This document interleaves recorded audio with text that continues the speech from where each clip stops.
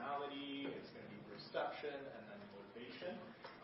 Next week we'll allocate probably the latter end of the lecture to do a review session. So I would say if you could start as of this weekend just going over the previous lectures, so kind of today's and the ones that we've covered before, just to kind of pinpoint any areas of weaknesses or any gaps that you need to fill in terms of your knowledge in those areas. Just point them out so we have something to talk about during the review part of next week's lecture. The way I usually go about doing my review sessions with my students is it's really up to you. It's a Q&A format. So whatever questions you bring in, I'll answer. But it's not like I stand up here and I do a practice run or something along those lines, or we don't go over the slide decks from previous weeks again and again. It's really kind of dictated by you because it's all driven by you guys. Okay? Questions about the midterm? Okay. I noticed that there are some people switching sections, so if you are new to this section or be attending other sections over the past few weeks, please make sure for the midterm that you are studying my lecture slides, you are studying from my materials, because the first two exams in the course are separate cross sections, only the final is common. Okay? Any other questions before we get started? Yes. Yeah, midterm, the first two exams are all multiple choice. They're about 70 questions each. And then the final exam, that's where it's multiple choice, but it will also include a case portion. Okay? Other questions? Okay, awesome. So let's get going today with our topic of perception and what that is all about. So we'll start by talking about the perceptual process. We'll move on to talking about attribution, and then we'll wrap up our class with a discussion of the case that was allocated or assigned for today's lecture. We'll get your thoughts on that, and I'll give you some time to do another read-through of the case, and then we'll discuss some questions that are associated with it. Okay?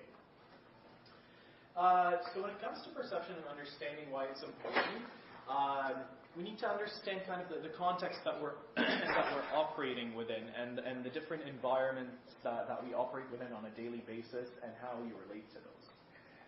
And generally, one key thing that we emphasize or one key thing that we give a lot of consideration to when we're understanding our context of operation or our environment that we're present in on a daily basis perhaps, is what it's telling us. Right? So it's the level of information that it's emitting at us, the different informational cues, all sorts of tidbits and pieces of data and insights are being kind of thrown our way.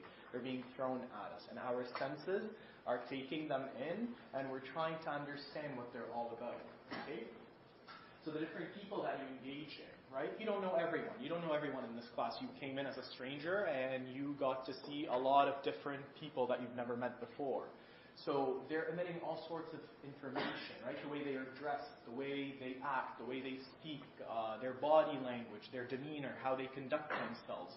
That's all registering in your mind as pieces of information. Those are all tidbits of data that you're getting, that are being thrown at you. And you're trying to understand what that is all about, right? And you get all sorts of information from other sources, like, for example, the news that you're digesting on a daily basis. Like, that is information that you're also trying to understand and make better sense of. Different headlines that you may read, different status updates that you may read on your way to class, for example. Right? All these things you're encountering on a daily basis are informational cues, right?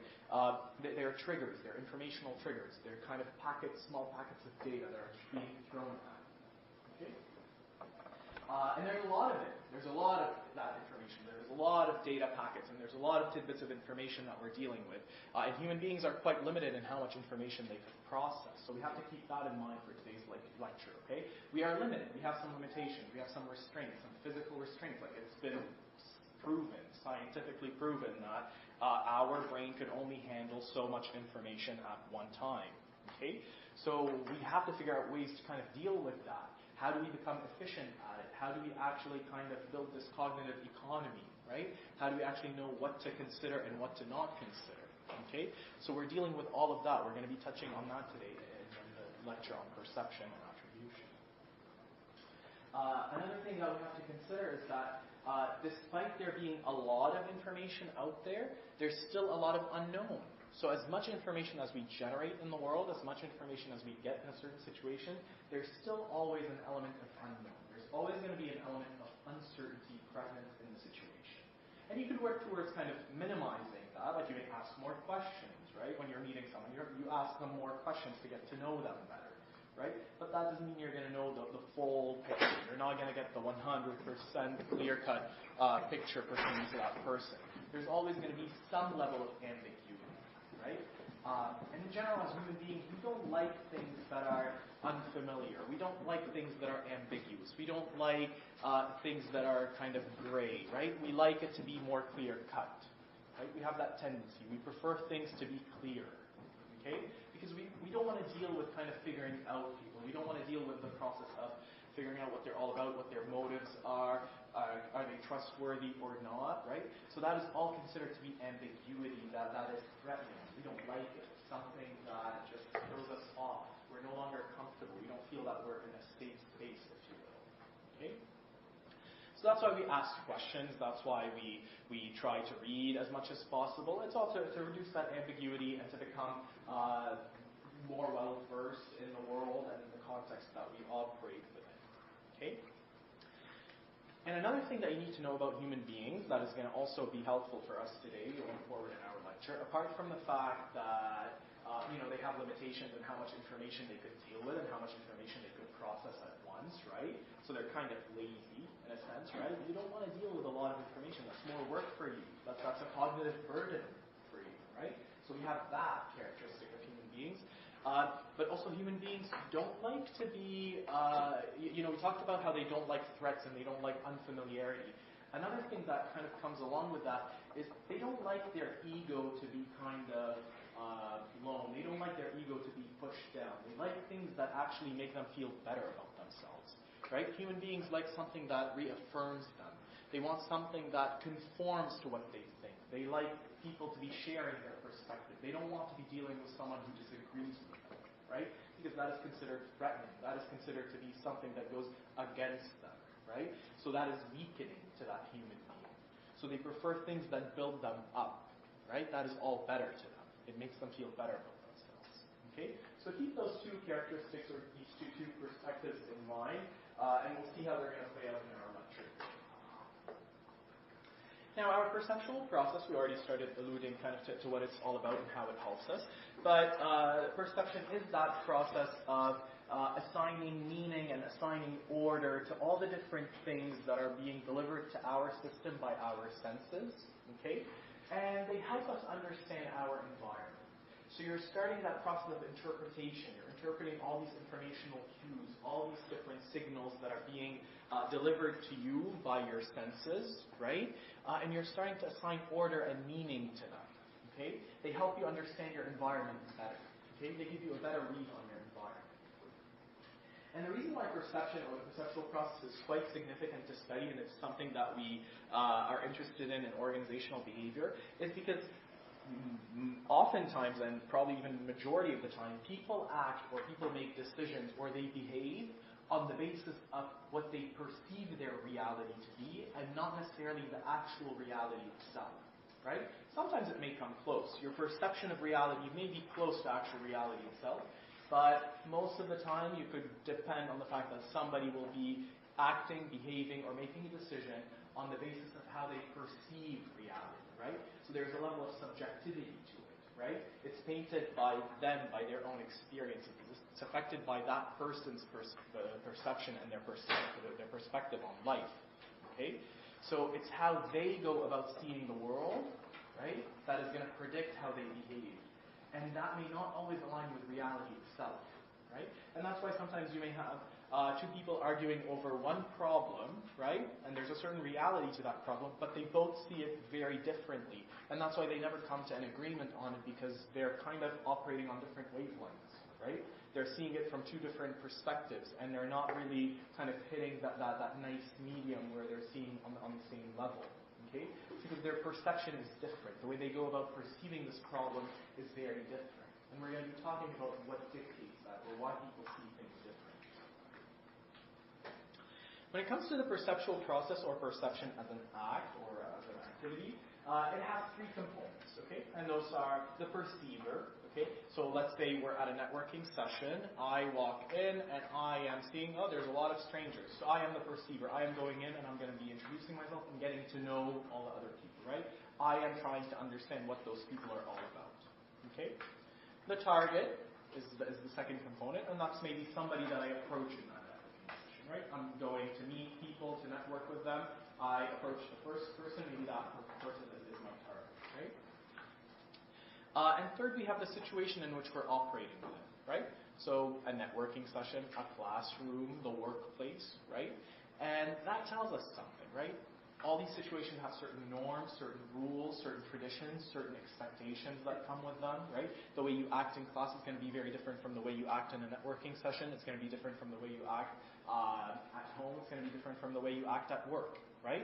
So that's why the situation is important to consider, because it does add another level of nuance to the whole thing that is going on. And it does have an influence on your perception and the final outcomes that come to it. Okay? Questions so far?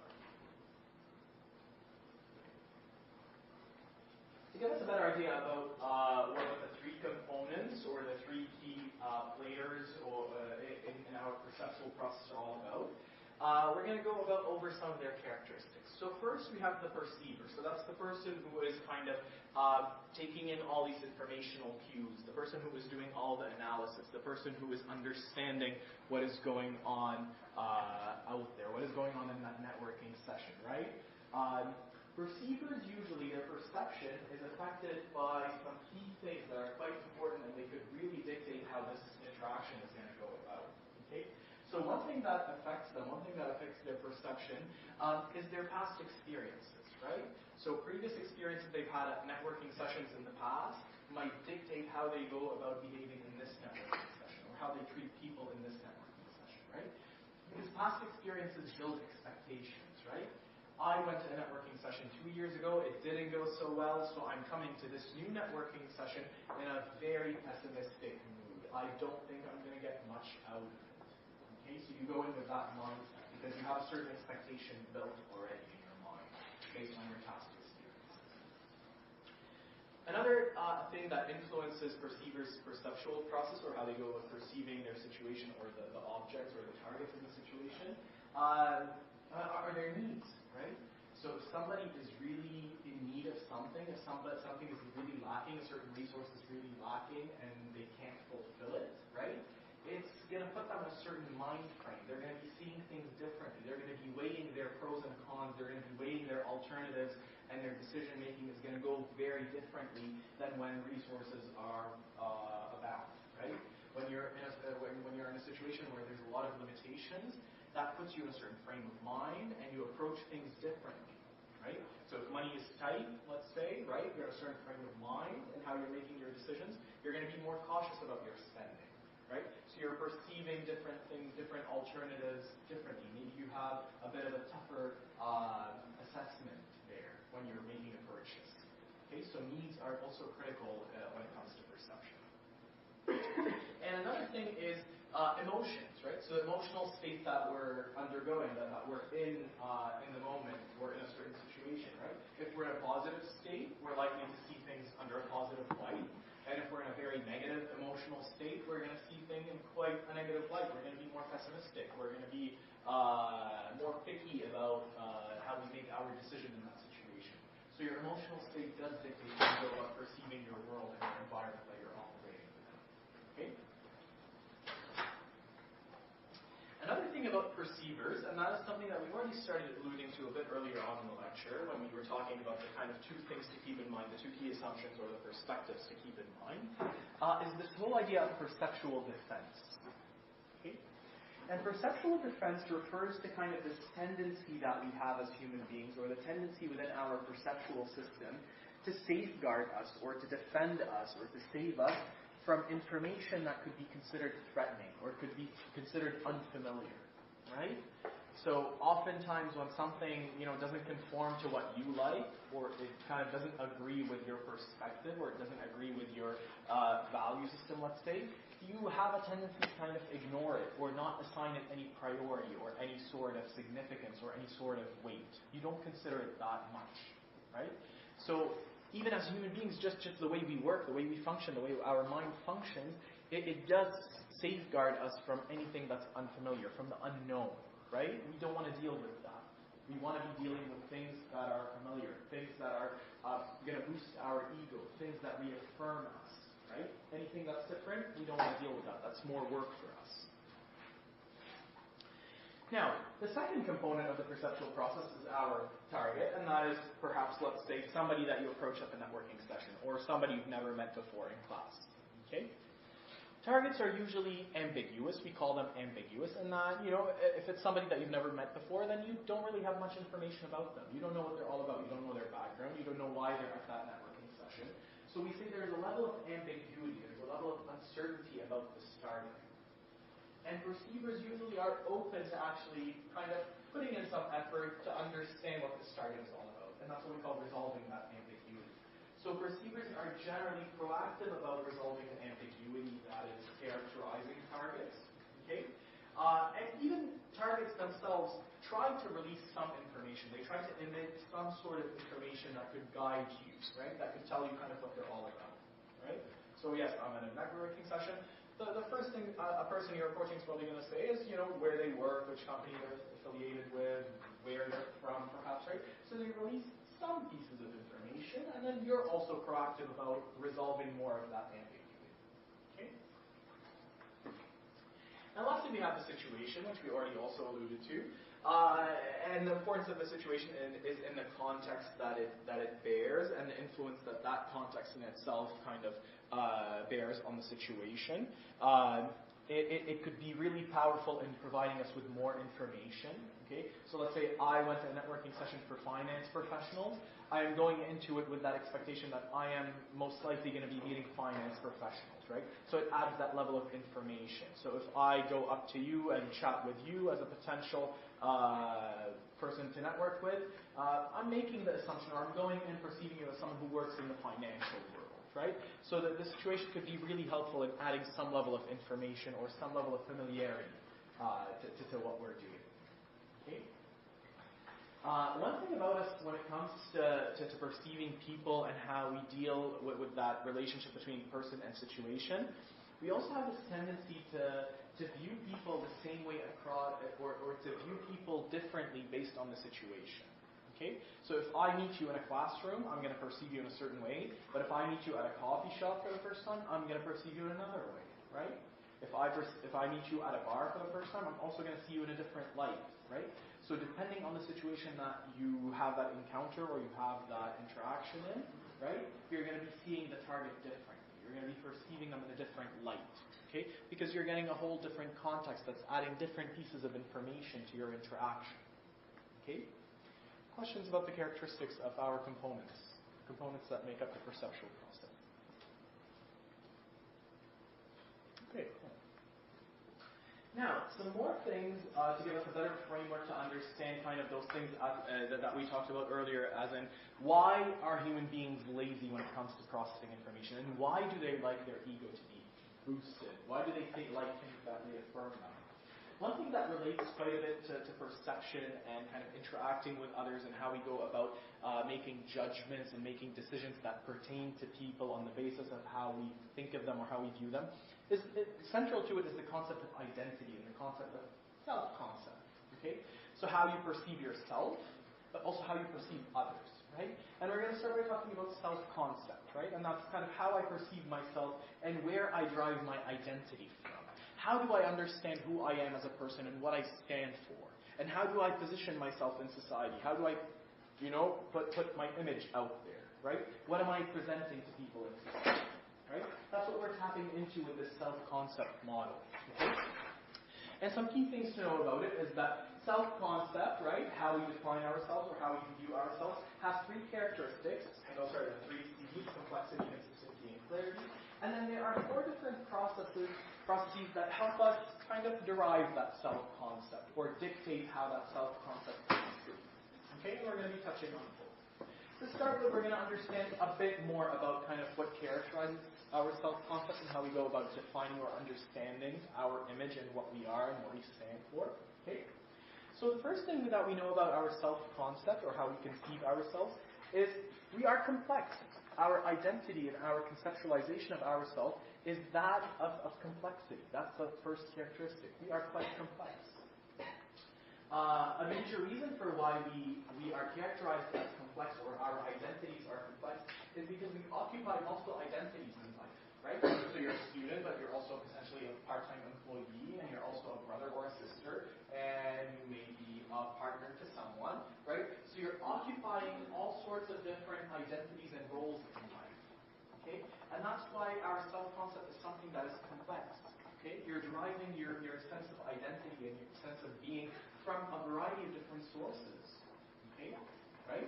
Because the things that go towards being a good student are different, and the things that go towards being a good part-time employee are also different, right? Different activities, different norms, different expectations, right?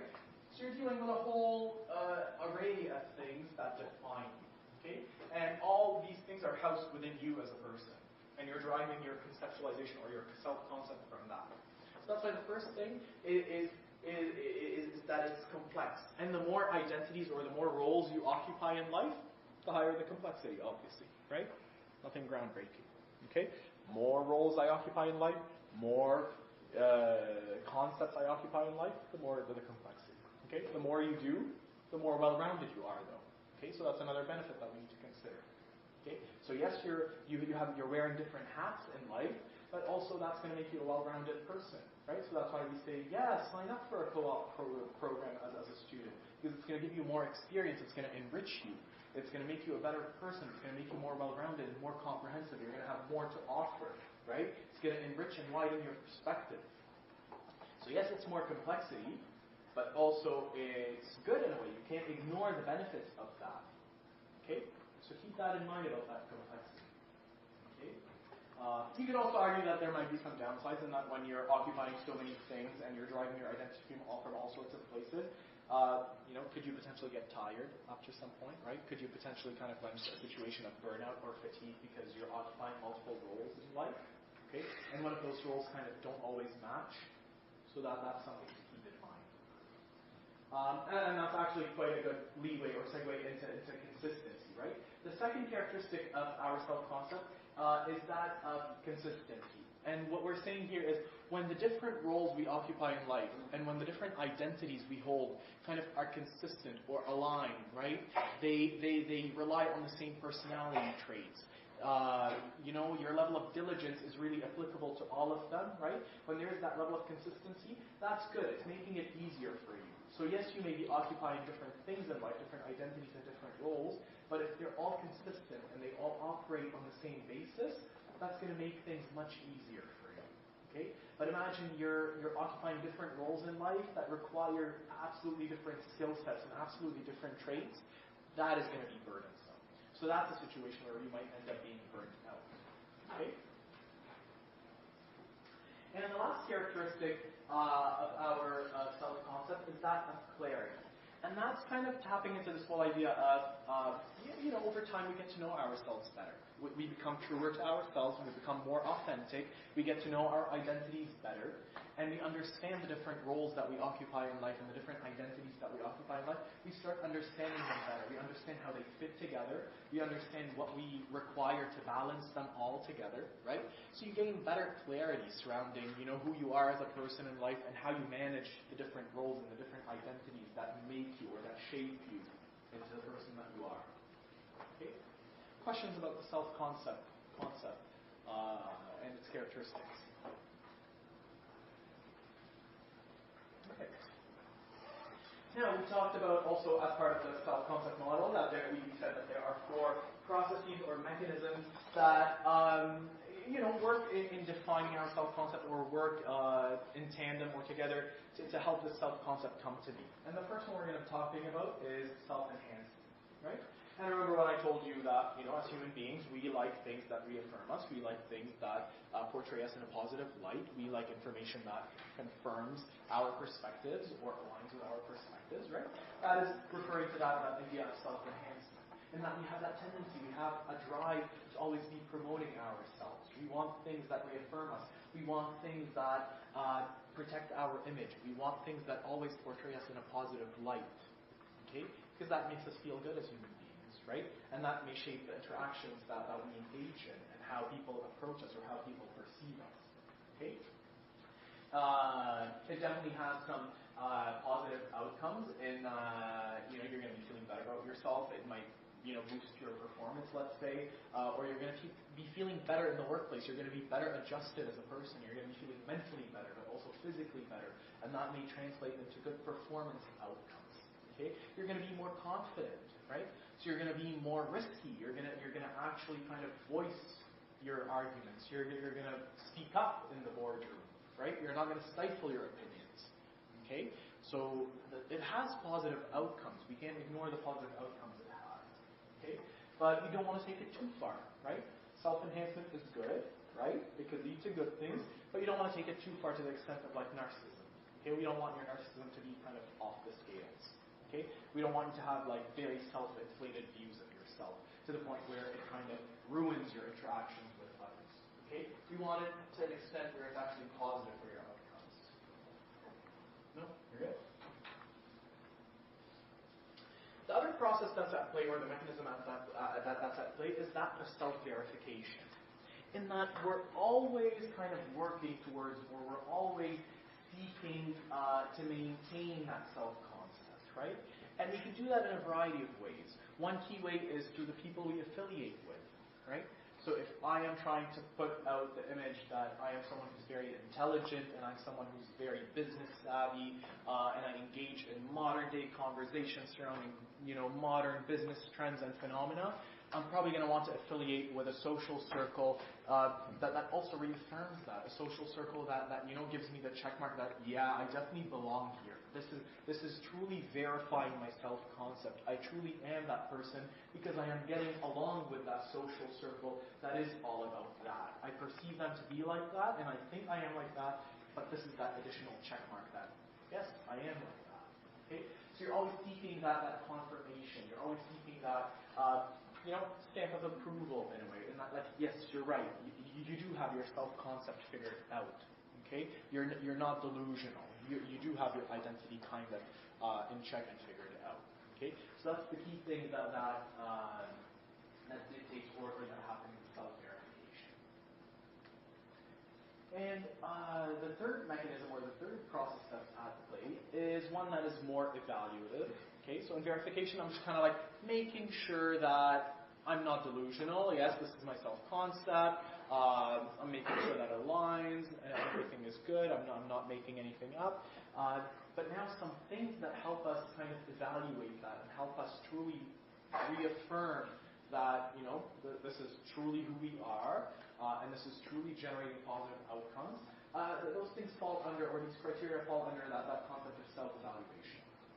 So one thing that we always assess for that kind of gives us that thumbs up that, yes, you're doing great in life, and this is your identity, and it's been serving you well, and that's great. People love you for that. Okay? One thing is self-esteem, right? So how do I perceive myself? Do I see myself? Do I hold myself in high regard? Do I think that am I confident? Do I go into interactions with confidence? Right? Do I think I have a good image that I put out there? Right? So we assess that. Another one is self-efficacy, right?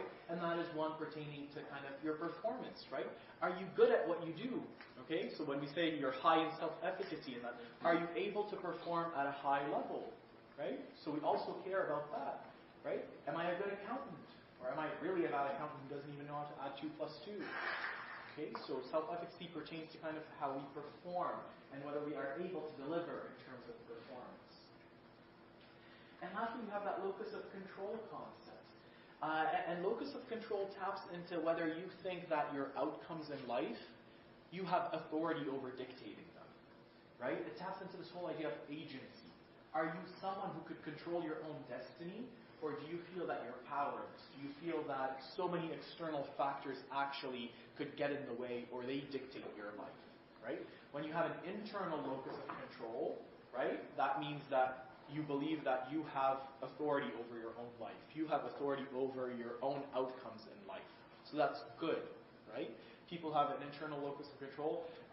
They tend to be, want to achieve things. They tend to be more, they tend to be go-getters.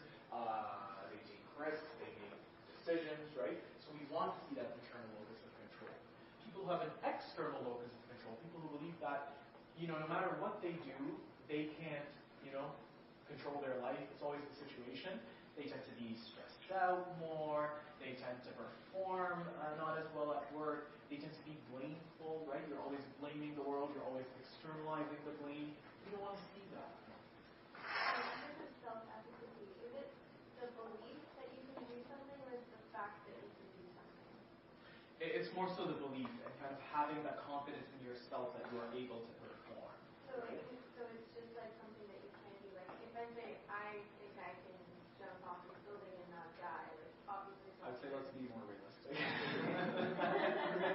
It's more so like related to things like task performance, so things that are more within our capabilities, because then that's kind of like, is your self-concept delusional? Right? I'm going to question that. So no, think of it more so in the workplace context, right? And like your boss is going to be giving you so many different projects that may be very ambiguous. Are you someone who has that belief that yes, no matter what accounting project I get, I could figure it out? Or are you someone who gets really phased by it because you think that, I'm not able to perform, I'm always going to be such a low performer, right? So Can you trick yourself into doing that? Yeah, I would say kind of that there are some mechanisms that, so there was one research study that came about like a while back now, and then there's been this controversy about it over the past few years. You may have seen a TED Talk about it. She's a researcher from, was it Yale or Harvard? I think she was at Harvard when she published it. But it's the lady that like talked about how, when you stand in front of a mirror before an interview and you do power poses, it boosts the testosterone levels and you feel more confident and you go into the interview and you just nail that interview, right? So that's probably along the lines of what you're thinking about. But there were so many issues that came about with her research study that lots of people kind of talked about how she did her research and how it was actually very, So don't trust the power pose thing. The jury's still out on it, and not everyone's feeling positive about it. Okay, so those are our mechanisms. And lastly, one other thing that we need to consider, if you kind of look back at that self-concept model, the fourth mechanism, or the fourth key thing, is our social self. Okay, and that's where we're going to be tapping into kind of how we relate to our social groups or to our social environments. So one key thing that we need to note is that as human beings or as individuals, we don't only derive a sense of ourself from our own unique personal characteristics, but we also derive some of our identity is derived from the social groups that we affiliate with, right? Human beings have a tendency to like to belong to something. They like to be part of a group. They have a yearn for that membership in some way. And that helps us derive a sense of our identity. So that's why when we talk about identity, we have social identity theory that stipulates or that helps us understand how our identity is derived, in that it is composed of two key things. It is composed of a personal identity component, and it is composed of a social identity component. Okay?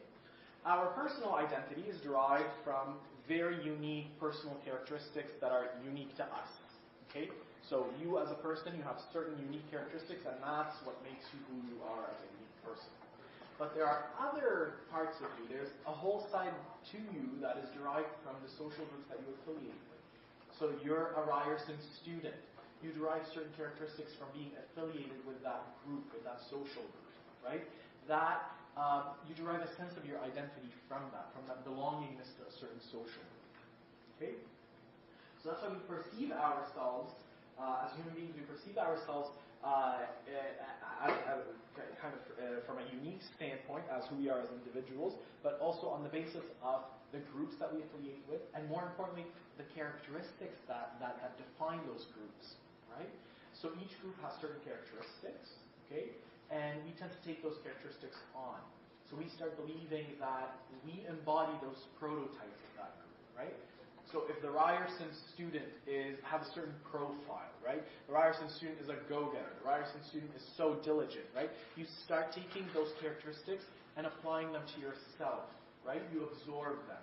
You say that those are the prototypes of the Ryerson student, and I belong to the Ryerson student body, and therefore I am also diligent, and I am also a go-getter. Okay? So those prototypes of a certain group that make a group unique, you take them on yourself. Okay? And you also approach people the same way. So let's say you're interacting with a U of T student, right? You also have some perceptions about what those prototypes are. What makes a U of T student a U of T student? And you are likely to go into that interaction with them assuming or expecting them to embody those characteristics or those prototypes. Okay?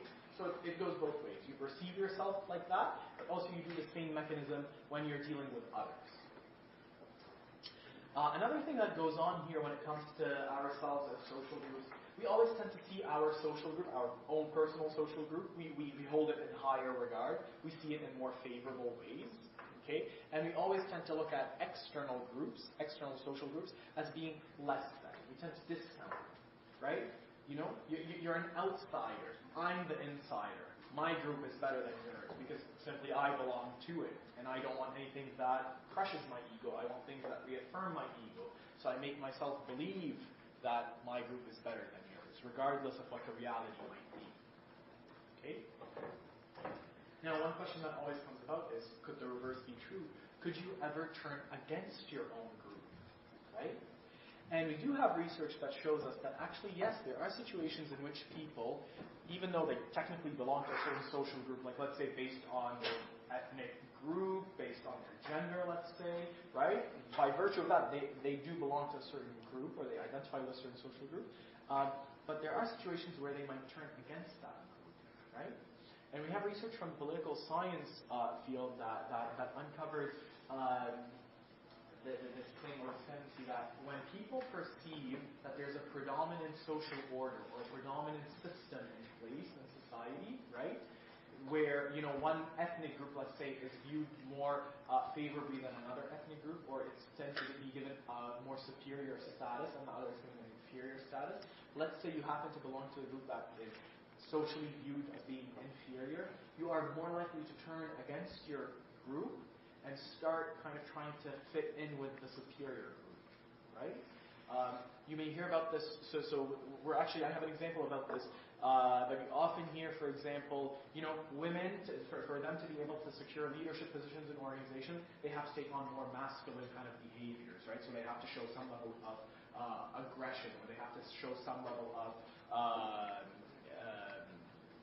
don't know what to call it, you know, so they have to kind of, dominance. So they have to kind of embody some of those prototypes that are associated with the predominant social order that supports that socially superior group. Okay? So those are some trends that we see. So it is quite possible for someone to turn against their own group that they're affiliated. Right? Generally, we think that we favor, like you know, you hear about like favors like, so you tend to kind of support the group that you belong with and you try to boost it as much as possible. But keep in mind that there are situations where people turn against their own group. Questions? Yeah. The situations where people just turn against everyone and just oh my god. And then you're just going to be a hermit who lives in like Antarctica. I don't know. I haven't come across any research where somebody just turns against absolutely everybody and just picks up and leaves. Yeah. But I don't know. I'll keep an eye out if that study comes about on hermits. Actually, let me jump since we're on that topic. Let me jump to an example. But one phenomenon that we saw recently kind of documented in the literature that taps into that and how we kind of become strategic about our diversity or how we go about changing how we position ourselves or how we put ourselves out there is this whole concept of resume whitening. And also there were some researchers, lots of researchers have examined that, but most recently there were two researchers along with others from U of T who explored the concept of resume whitening. And they found that among two ethnic groups, African American job applicants and Asian applicants, when those applicants whitened their resume. And what we mean by that is when they kind of eliminated pieces of information from their resume that could kind of give a signal or give off that they belonged to this certain ethnic group, they were more likely to receive a callback for an interview. right? So that white bar shows us kind of how many people received a callback versus how many people did not receive a callback because they did not whiten their resume. They did not remove those pieces of information.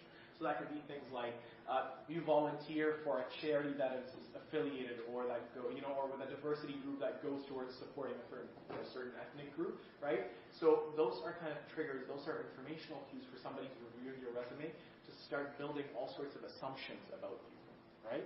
And that may trigger a certain decision, or it may make them view you in a certain way. So when applicants kind of are a bit strategic about that, and when they kind of make their resume as like generic as possible, if you will, when they kind of eliminate all these different cues and subtle signals from their resume, they are more likely to get a callback for an entry. Okay, so that's one thing to keep in mind in terms of the different strategies we're seeing out there. Thoughts on that? Comments? No? Is that just because employers are racist? Like, how is it sort of... So here's the thing, like, so racism as a construct has undergone quite an evolution in the study of organizational behavior. Like, we have things like modern racism, where it kind of taps into that, because some people view racism as like it's associated with kind of like some harsh action, some kind of level of brutality, or some level of severe consequence where there's hurt involved. And kind of this whole concept of modern racism came to be, in that now we see racism nowadays in more subtle forms. So it tends to be built into our systems, and that's kind of more lethal in a way because it's hidden, right? You don't see it. And a lot of it also comes from our implicit biases, so things that are operating in the back of our minds that we don't know. And in an employment context, that's usually one of the most, troubling things, is that, you hire an HR, like a recruiter or somebody to do your hiring. How do you go about uncovering that they have those implicit biases, right? A lot of times people themselves don't know that they have these implicit biases. So, personally, I don't call them racist. I think there's a level of ignorance, right? And there's the best avenue for it is to generate as much discourse and awareness as possible. So, especially when it comes to implicit biases, the best way to actually counter them, or the best way to actually attack them and stop them from manifesting, is by making people aware that they have them. So every single one of you has some sort of implicit bias, right, against a certain group, against something, right? We all have implicit biases because they're derived from our personal experiences in the past, from our long-term learning history. You can't help but have them, right? So that's like, I've done the IAT. There's a test to kind of assess how whether you have an implicit bias or not. Like, there was one woman who did it who like was in tears. She was like, "I'm racist," and like she was just like falling apart because she. And it's like, no. Like, I was like, you're not racist. Like, we all have implicit biases. It's normal. It's human. We all have those judgments those snap judgments that we make. The best way to kind of navigate them is you want to raise awareness surrounding them. So when it comes to your recruiters in the firm, you want to make sure that they're all aware of what implicit biases they might have, and then generate discourse surrounding it, right? Because only discourse and experience, first-hand experience, is good at kind of attacking your biases or eliminating your biases, right? We have diversity training initiatives. We're not very optimistic about them. They don't actually, the research has not shown that they're actually very good at generating good, positive behaviors. They may work in the short run, but generating long-term good behavior has not been observed. Exactly. Like, imagine you're a 20-something-year-old coming into an organization. You've had 18 years of being, in one household in a certain, town or village or city. So you're raised in a certain way, and then all of a sudden we take you and put you in a workplace with different people, and we're expecting you to kind of change 18 years of what made you who you are, right, and different perspectives and beliefs. So that's why we have to be very cautious with how we teach people, or with learning in general. We can't be forceful. You want to let them see it firsthand, and that is more permanent, has more permanent effects, or it tends to gain more traction with people. Whereas when you're like shoving it in their face and you're like, here's diversity in your face, there tends to be backlash. We worry about that, right? So that's why when we encourage kind of diversity groups and organizations to raise awareness and to hold talks and to hold conversation circles where people are bringing in their different perspectives, that's kind of a very subtle way to do it. You're not forcing anyone to do it. You're just telling them there's an opportunity, and it would be nice if you take it up. And then you just sit there and you let it all simmer. And then all of a sudden you find yourself kind of being proven wrong about some misconceptions you have. And that is a more fruitful way to go about tackling those things rather than kind of being, in your face with it. In the employment context, unfortunately, it's there. It's very much still there. And a big reason, that's part of the discussion in this paper, and that a big reason for why some job applicants actually are aware, they are aware that this happens, and that's why they proactively go through this process or phenomenon of resume writing. They actually do it themselves, right? I have a student at Windsor that told me when she applied for 2 co-op, she had 2 rounds of co-op, and her name could easily be altered to be a masculine name, but still, it was a very easy kind of fix in her resume. Whenever she would kind of keep it as it is, she would only get HR or marketing co-op offers. Once she actually kind of edited it and made it seem more masculine, she started getting more finance and accounting. Well, there you go. Yeah, Noah. So that was one anecdotal piece of it. That was her experience that she shared with me in class. And everybody is aware of that, right? And that's why everybody kind of, sometimes people are like, no, I'm not going to actually do anything about it. I'm going to portray myself as I am and, take it or leave it. And other people are more strategic. There's a personal preference in a sense. I was going to say, I have experience where if I give in my resume without them seeing me at all, I'm more likely to get the job because they think I'm a guy. Yeah. So I come in and they're like, oh, you're a girl. I'm like, yeah, I am a girl. So it's frustrating. Any other thoughts? Yeah. But do you think that to get a job is the goal, or to stay in the job is the goal? Let's say I written my resume and then I went to there and that place is not belong to me, or I'm not belonging to that place. Right. That's definitely a valid point, and that's why I'm it is a personal decision, because at the end of the day, could that be telling you that this place is not inclusive? Mm-hmm. That's very much still up to you, right? The only other thing that I may tell you, and I would tell you to consider, is, again, implicit biases are across the board. And it may not be that because the recruiters are wanting to cause harm or they want to put you at a disadvantage. They're just, it's honestly, it's a matter of ignorance. It's a matter of they are not aware of their implicit biases. So that's one thing that I would keep in mind. In a tough job market where we're all dying for jobs, I would say, personally, I would go in and try to kind of prove them wrong, and I would show them otherwise. I would take that approach personally. Because we have to be reasonable in that implicit biases, everybody has them. They're across the board. They're really annoying to deal with, and they're really tough to uncover. But yes, very valid point. And that you do take a step back and say, what does that say about that work environment? Is it inclusive or is it not inclusive? Very valid point. But it is personal. Alvina. Quick question.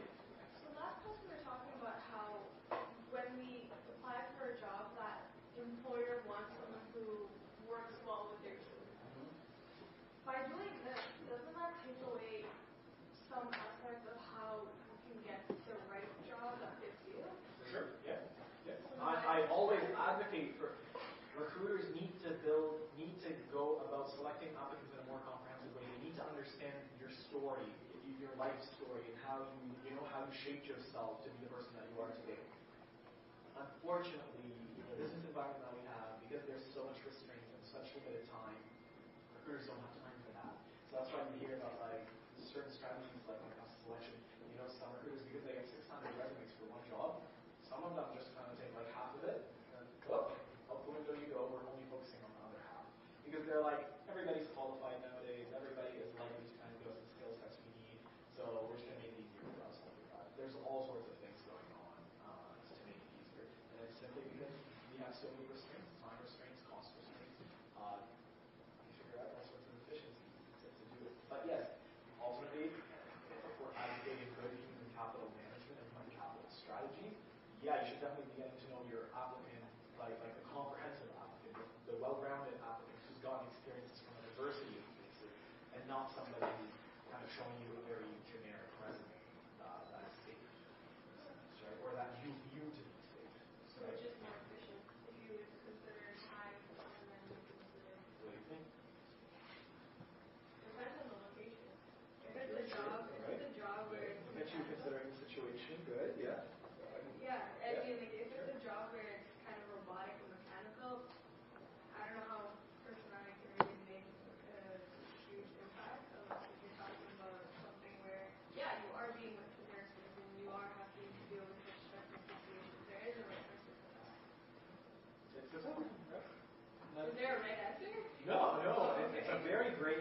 a very gray area, and a lot of it, I personally think, because you're the one applying for a job, it is personal, I would say, right? I always ask that to my students, kind of like, how do you go about managing your diversity in a sense? Like are you strategic about it, or are you like, this is what you're getting, employer, take it or leave it. That's it.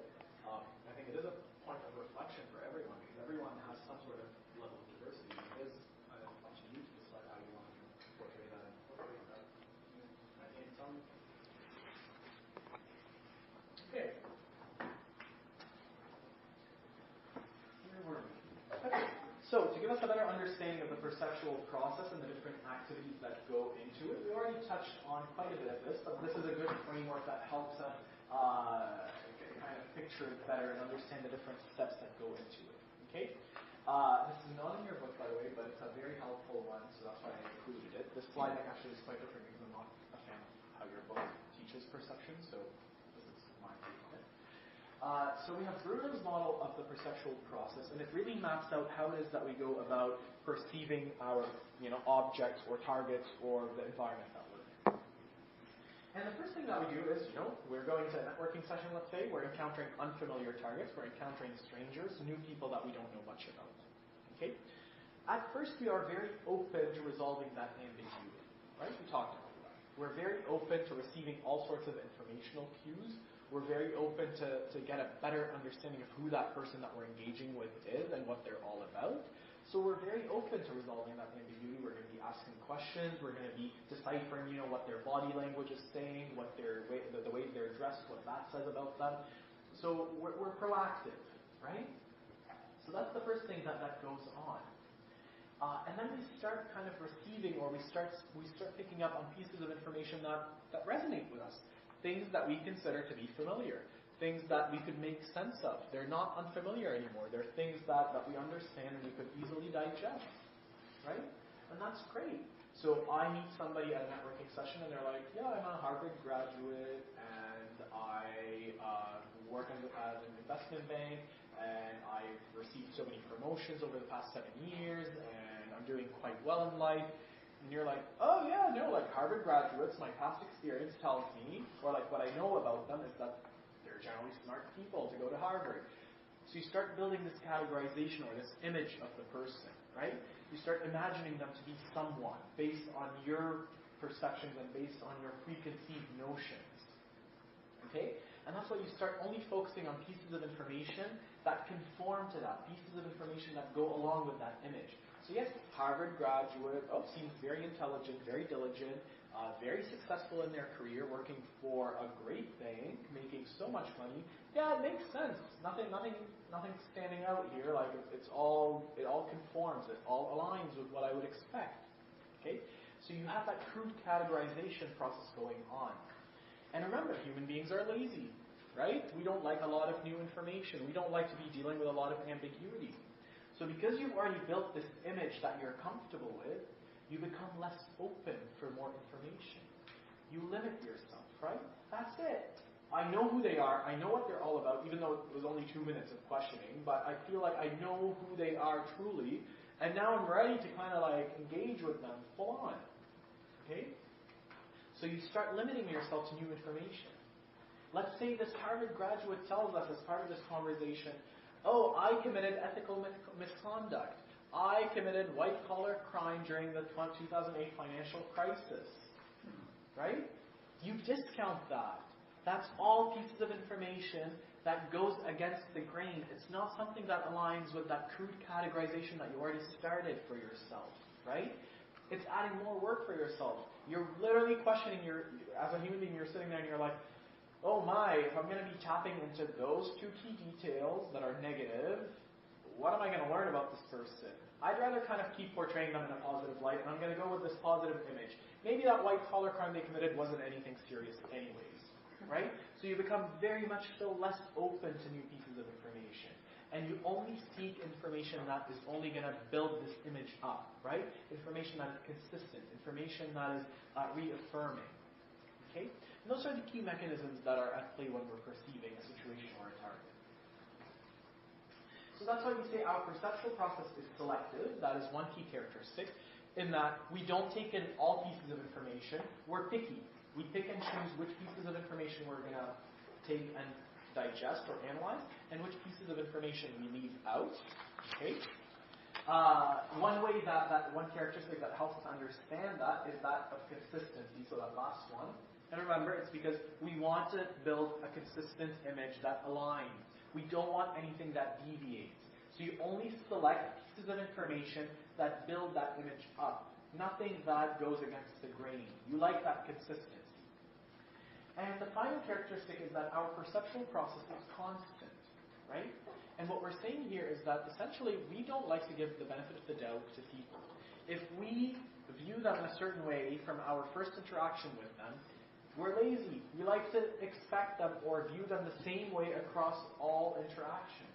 So if I met you at a networking session and you were shy because maybe you were having a bad day, the next time I meet you in another setting, I'm not going to give you the benefit of the doubt and say, oh, maybe they're going to be energetic today. I'm going to say, oh, it's that person again who doesn't talk, right?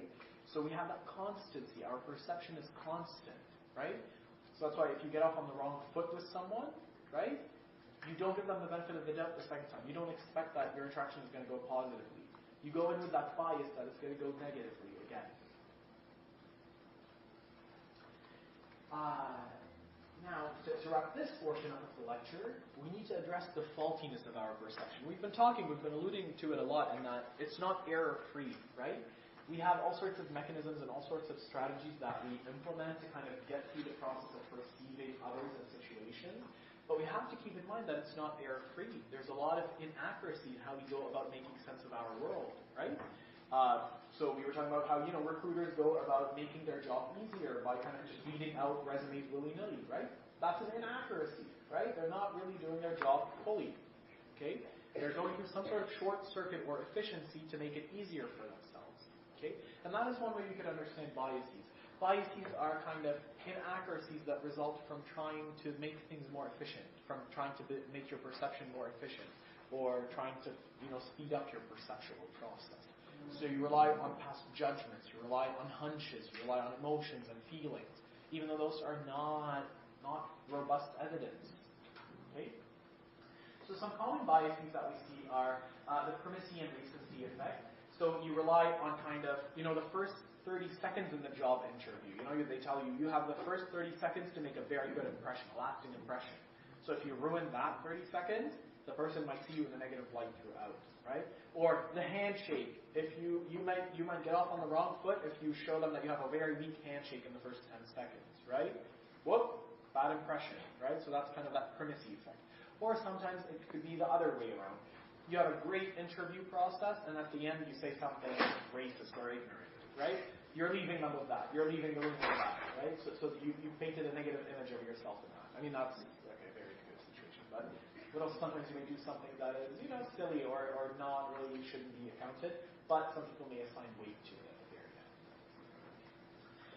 Another bias that we have is we tend to rely on central traits or characteristics.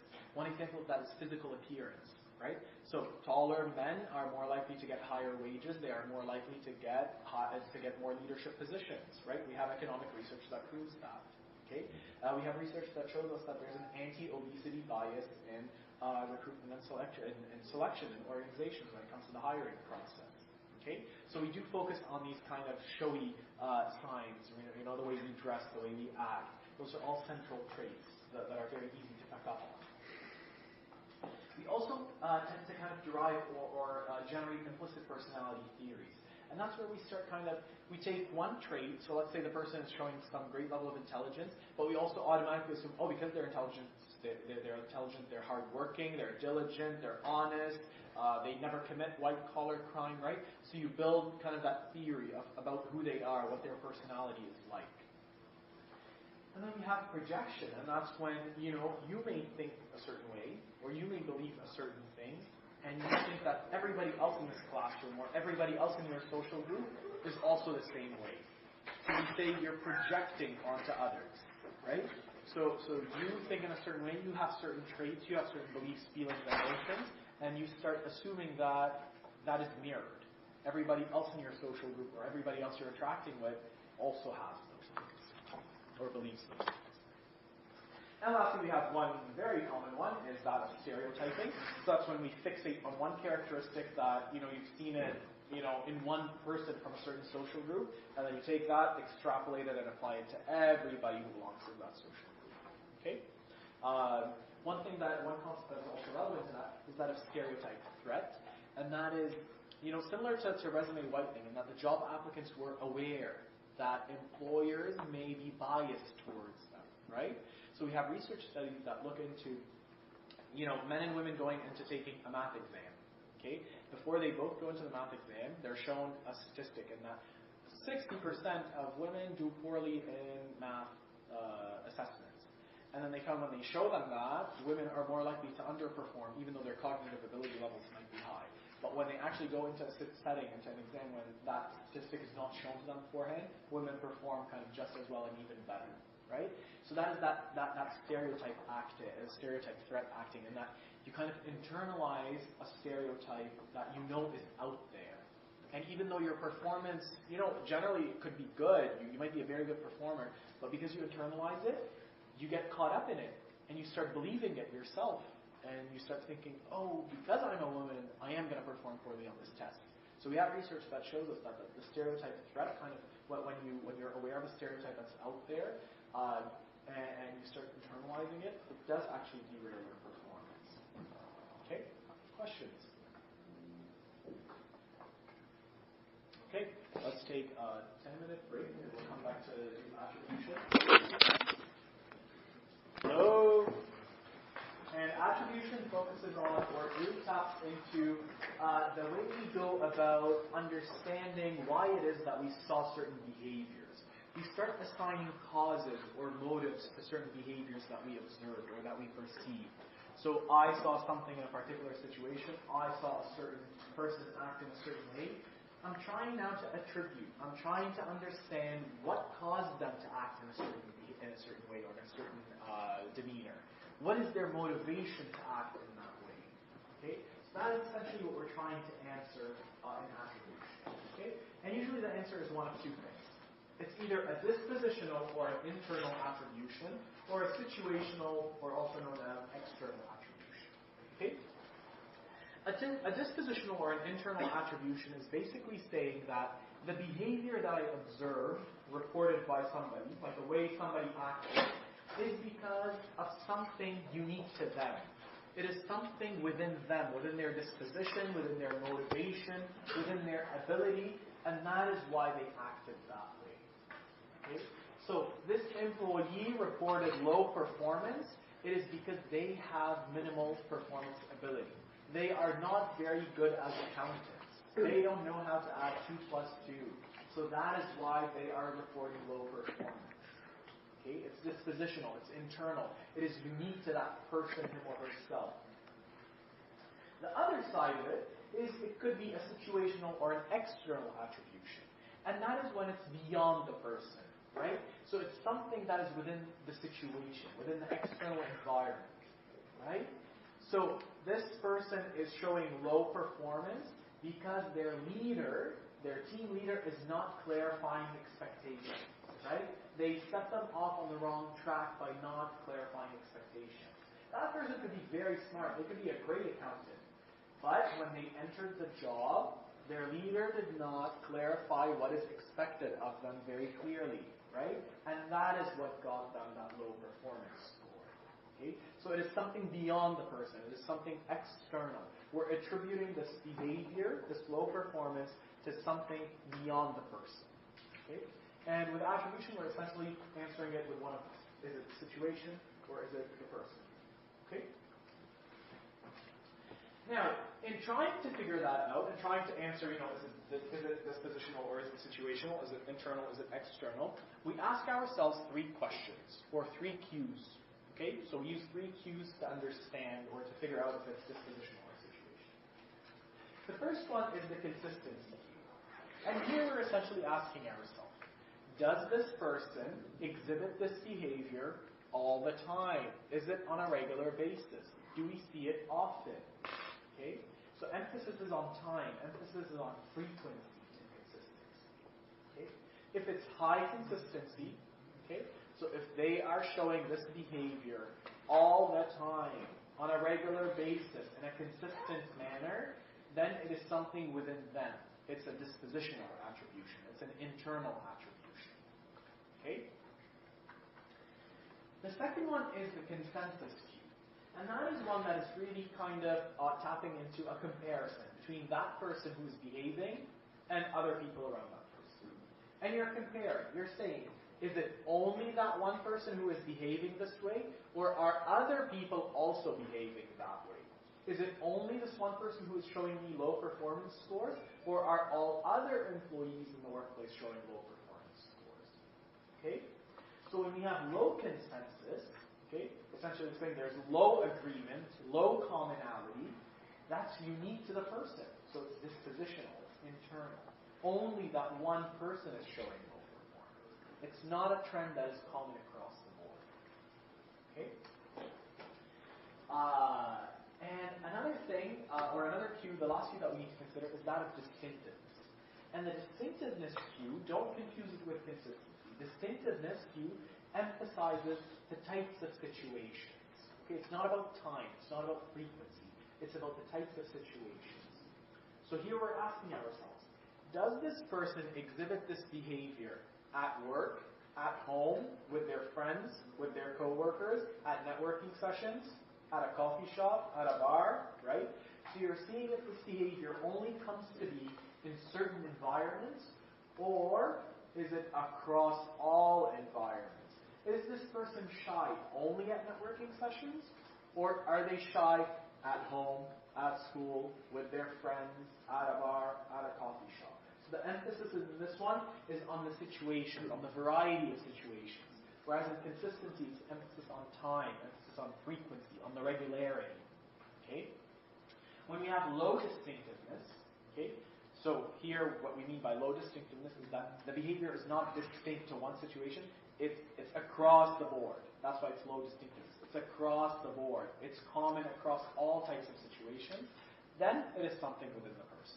Because that person is the common denominator across all those situations. Okay? So if it's low distinctiveness, it is a dispositional attribution. Okay? That person is not behaving this way in only one setting. It is across all settings. So it is something within them. You know what? Do you still have a question? No. Okay. Questions about this? Okay. Let's do an example. So I'm going to read out this statement. Roshani is absent a lot. Her coworkers are seldom absent, and she was absent a lot in her previous job. Let's make either a dispositional or a situational attribution. So let's get suggestions from you guys. So how are you going to go about this? What are you going to ask yourself? So Roshani is absent a lot. Her coworkers are seldom absent, and she was absent a lot at her previous jobs. How are you going to go about making the attribution here? Okay, can I get suggestions? Yes, Julia? High consistency. Okay, so can you tell me which piece of information led you to think that it's high consistency? Because she's absent a lot. Okay, great. And second one? It's low consensus because it says that her coworkers are seldom absent. Okay, great. So dispositional attribution. And the very last piece of information is she was absent at her previous jobs a lot. She was absent a lot at her previous job. That leaves us with which cue? Distinctiveness, right? Because she was showing us the same behavior of absenteeism across two jobs, right? So it's not distinct to this new job, it is across the board. So what attribution are we making? Do we agree with Zara's? Yes? Is everyone alive? Yes? Is everyone conscious? Is everyone conscientious? Okay, so we have a dispositional attribution here. Now, what are you going to do with this? So it's something that's unique to Roshani. She's the only one who is reporting high levels of absenteeism. What does that tell me as a manager? Okay, we'll see who goes silent for longer. Yeah. Does it have high consistency and low consistency, low distinctiveness, and it's a dispositional situation? Yeah, but what does that tell me? Like, let's take it a step further. So it's something unique to Roshani. Only Roshani is acting this way. Only Roshani is the one who is absent a lot from work. What do I do with this? as a manager? She has the internal. Sure, yes. We figured that out. It's an internal situation. It's something unique to her. Talk to her. Okay, what are you going to talk to her about? What are you going to say? If there's anything wrong. Okay. Why is she behaving that way? Okay. This is a new thing. Okay, perhaps. Zara? If she's happy with the job and likes it. Okay, so you're tapping into job satisfaction. Potentially, is that the driver? Okay, why not? Okay, any other thoughts on what you might do with Rashani in this case? I would explain to her the expectation. Okay, so you might clarify expectations. Would anyone fire her? You could be honest, like if you think that she's... I'd fire her. You would fire her? I'd probably. I probably fire. Yeah? Okay. Yes, sorry. Okay, so you're thinking you engage HR. Okay, so generally when it comes to discipline in the workplace, the first step is never firing right off the bat. You want to tap into it some more. You want to understand what is going on. So that is why attribution is a process that we study. It's because we're trying to understand what factors are at play and what is going on. Now, when it comes to dispositional attribution, and especially kind of here, under consensus, right? We have low consensus. Only she is acting this way.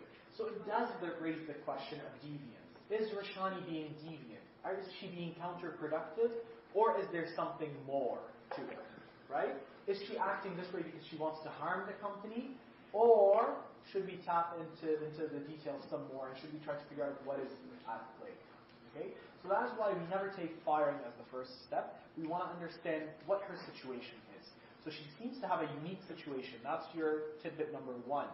You take that further. You say, what is that unique situation? And could we actually intervene? Could we do something about it? Okay? Rashani maybe has childcare duties. Okay? Maybe she needs a modification of her work schedule so that she could have a better work-life balance. Maybe that's the issue. Okay? It might not be that Rashani wants to harm the workplace and she doesn't want to be counterproductive. It could be something that's just beyond her. It's something that's really kind of, in her family situation. She wants to stay in the job. She likes the job. Okay? But she has a certain inconvenience that we need to help her out with, right? It might be, okay, you get to start the day half an hour later than everybody and end half an hour later than everybody. Okay? So always kind of give somebody the benefit of the doubt. But in general, our process of attribution, again, is not without fault. We have a lot of faultiness in how we go about attributing causes and motives. And one of them, the first bias that we commit is the fundamental attribution error. And it's that we always drift towards blaming the person. We always drift towards blaming the unique experience of the individual. And we never consider the situation as a whole. Okay? We have that knack. We have that tendency. We always drift towards blaming somebody's personality or somebody as a unique case or individual, and we never give them the benefit of the doubt that they might be undergoing some constricting circumstances in the situation, right? It might be the leadership that is bad in that organization. Everybody is qualified, everybody is diligent, everybody is performing, but it's the leadership that is not able to bring them together and get them to truly deliver outcomes. Okay? So that is that fundamental attribution error. The second bias that we commit in our attributions is that of the actor-observer effect. Okay? And that is one where we see misalignment in how we attribute causes. Okay, that's what we're saying. So let's say you have an employee and their boss. Okay, so the employee is the actor, the employee is the one who's doing work, right? They're performing the workplace. And then the boss is the one who's assessing their performance. They're the observer. Okay?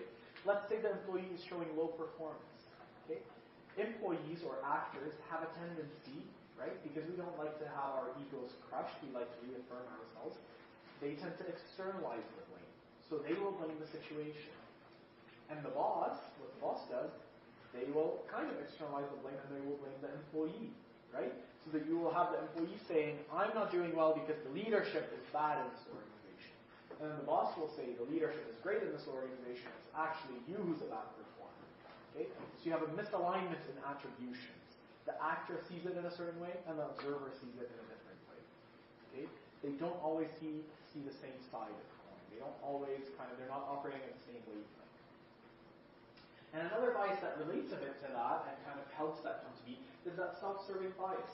So the reason why an employee would say, it's the leader, it's not me, is because you want things that are serving to you. You You want things that promote you. You want things that reaffirm, the positive image that you want out there about yourself. Okay? Similarly, the boss, they don't want to be viewed as a bad leader. So they're going to say everything, they're going to do everything within their means to show that they're a great boss, and it's actually the employee who's a bad employee. Okay? So you're committing that self-serving bias. You're biased towards taking success, taking credit for your success, and you kind of try to brush the negatives away. You try to hide them. Right? And that's fair. Like, you might be doing a lot of good things as a boss, but maybe with that specific employee, you actually did not clarify expectations very well. Right? But we tend to discount that. We don't want that negative information to be, what we shine the light on. We want the positives to be emphasized. Questions about attribution errors or biases? I have a question about the previous slide about Rashani's example.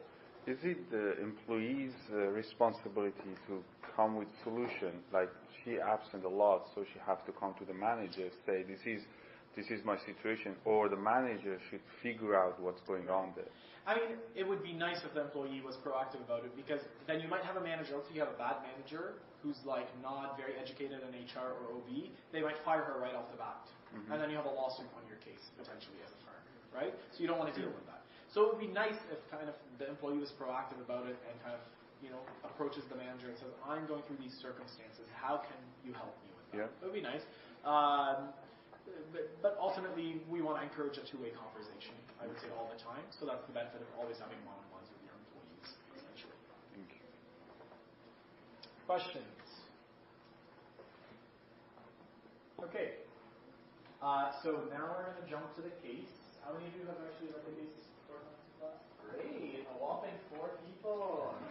Guys, love it. Love it. I couldn't find the case.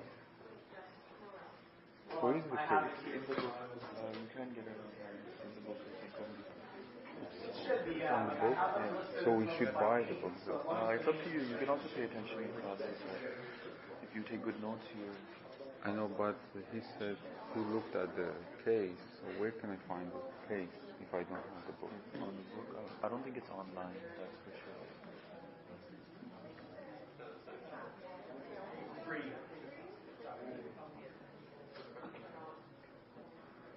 So it's chapter 3.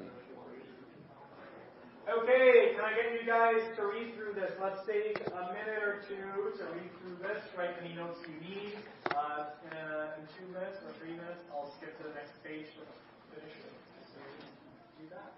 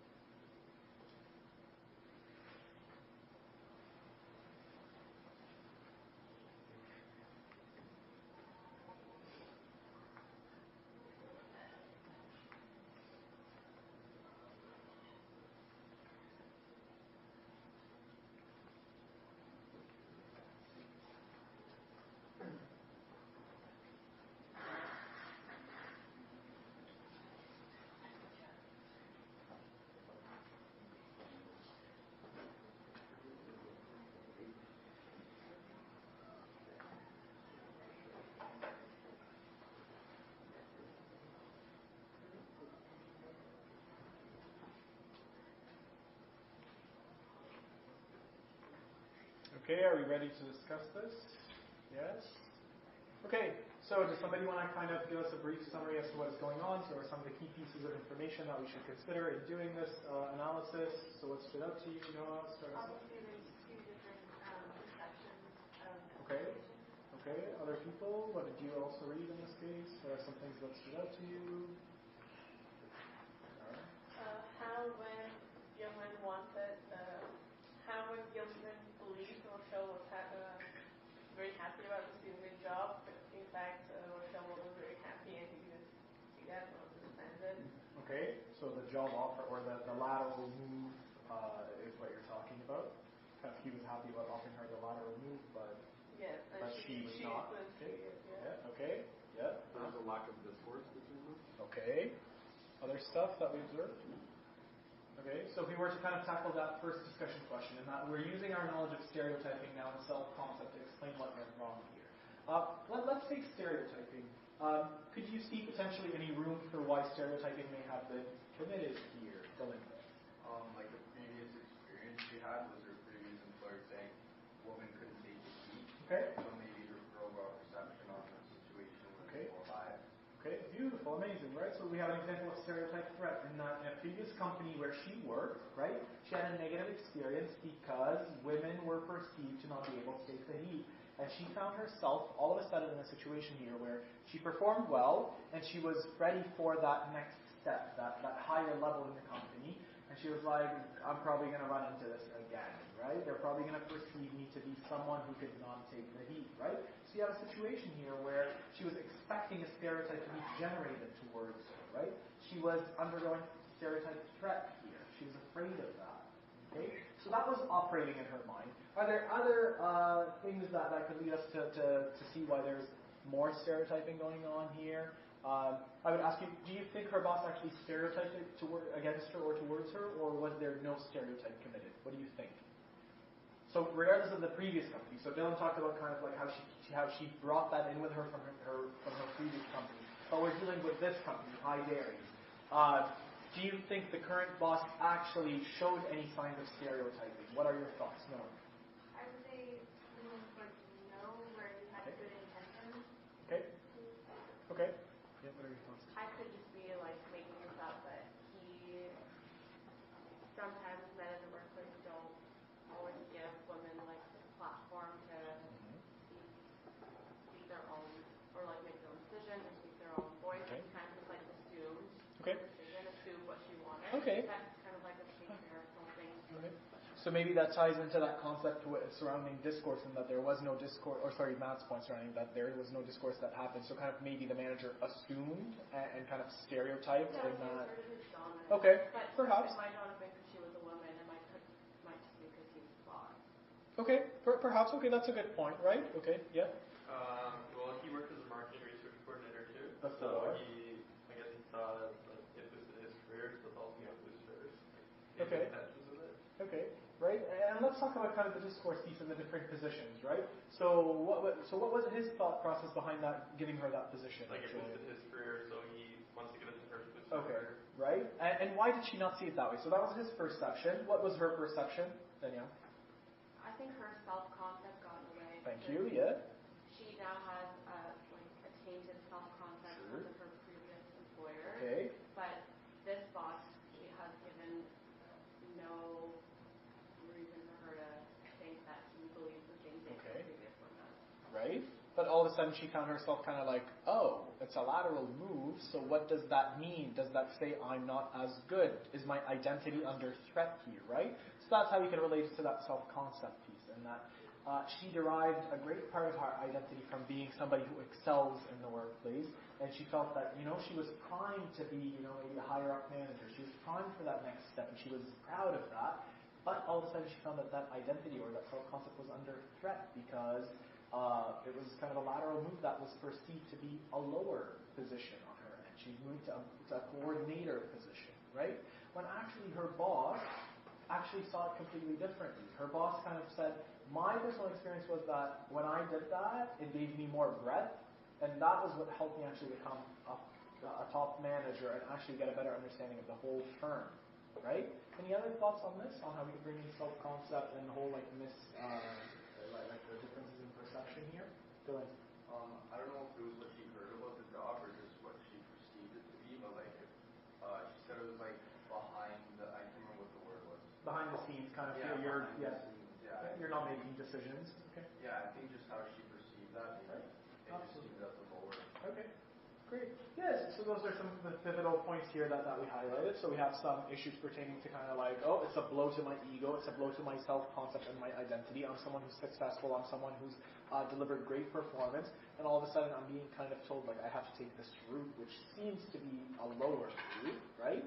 But the boss did not see it that way, so we have that misunderstanding, we have that lack of discourse kind of affecting it there, and that is probably what we're tapping into when it comes to that question of what other perceptual errors happened, right? It was that perceptual difference of how they perceived the job and what it meant, right?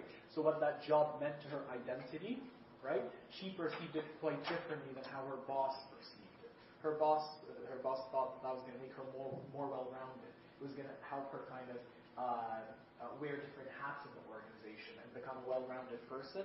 She saw it as, nope, that's a decline because in my previous organization, they had a stereotype against women that they could not take lead. Okay? So you could bring in those concepts in that way. What could we do about this? So there's obviously some things going wrong here. What are some things that you might do as a manager or as a leader of HR in this organization to make sure that you don't run into this miscommunication and misunderstanding? Julian and then Noah. Well, when he was when like his reasoning as he had that job before, it said that few people were aware of it. I think when I was thinking if I was giving her the job, I was just making sure that I had that position as well. Sure, right. So you want to communicate what your trajectory was and tell her this is the rationale for why I am suggesting this, right? It seems maybe kind of, to Danielle's point, there was some kind of dominance and authority kind of being kind of imposed on her when he kind of approached it in the sense that like, this is your transition in the company, right? It's a lateral transition. When it should have maybe been approached as, what do you think of this? Do you think it's a good move for you? And this is my rationale. What are your thoughts, right? So you want to consider that. No, what was your point? I was also going to say, keep an open line of communication. Sure. So you kind of mentioned that always asking questions, Yep. like, as you said, what do you think of this? And if you want to talk to them about anything, Yep. I'm really open. Okay. Yeah, so we have communication as a critical part here. We might want to kind of mention some things like if you want to really kind of give a very good answer. Career mapping, always engaging and kind of having conversations with HR, understanding what the trajectory is in the company, clarifying the organizational structure perhaps, right? So like how do people move in this organization? What are the different avenues to becoming a top manager, right? You might get creative and talk about things like that in that discussion question. Any other thoughts? Any other questions about how we approach instilling?